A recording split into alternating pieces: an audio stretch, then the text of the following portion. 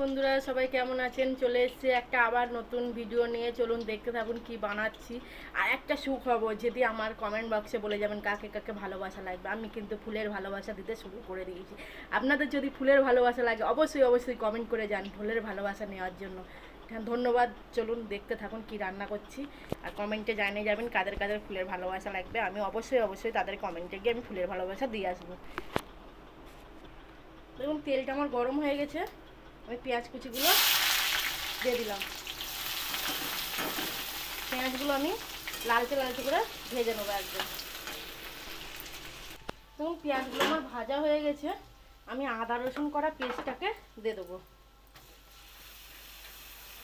এটা আদা রসুন বাটা, শুধু আদা রসুনটা কিন্তু আমি এবার কষে নেবো এইভাবে। আদা রসুনটা দিয়ে দিলাম, দিয়ে কষে নেবো। দেখুন আদা রসুনটা কিন্তু আমি সেরকম ভালো করে কষিনি। আমি এই খাসির চর্বি আর টেংরিগুলো দিয়ে দেবো। ওই ছালগুলো আছে, খাসির ছালগুলো বলে, সেইগুলো এনেছে। এইগুলোকে আমি ভালো করে একটু কষে নেবো।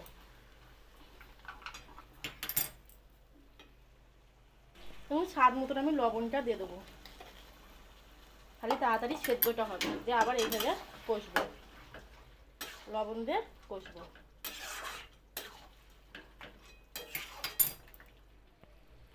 দেখুন লবণ দিয়ে কষার পরে আমি আধ ঘন্টা মতন চাপাতে রাখবো, কেন এটা গলতে একটু টাইম লাগে, সেদ্ধ হতে কম সময় লাগে, তাই আস্তে করে আঁচ দিয়ে আমি সেদ্ধ হতে দেবো আধ ঘন্টা।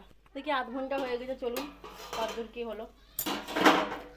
পুরো একদম ঝোল, জলটা মরে একদম হয়ে গেছে, যে রসটা ছিল। এবার আমি একটু হলুদ দিয়ে দেবো, হলুদ, লঙ্কার গুঁড়ো দিয়ে দেবো। একটু ঝাল ঝাল না হলে ভালো লাগবে না, স্বাদ মতো লঙ্কা, এতে একটু ঝাল ঝাল লাগে, একটু ঝাল বেশি লাগে এটাই। এবার এটাকে এভাবে কষবো।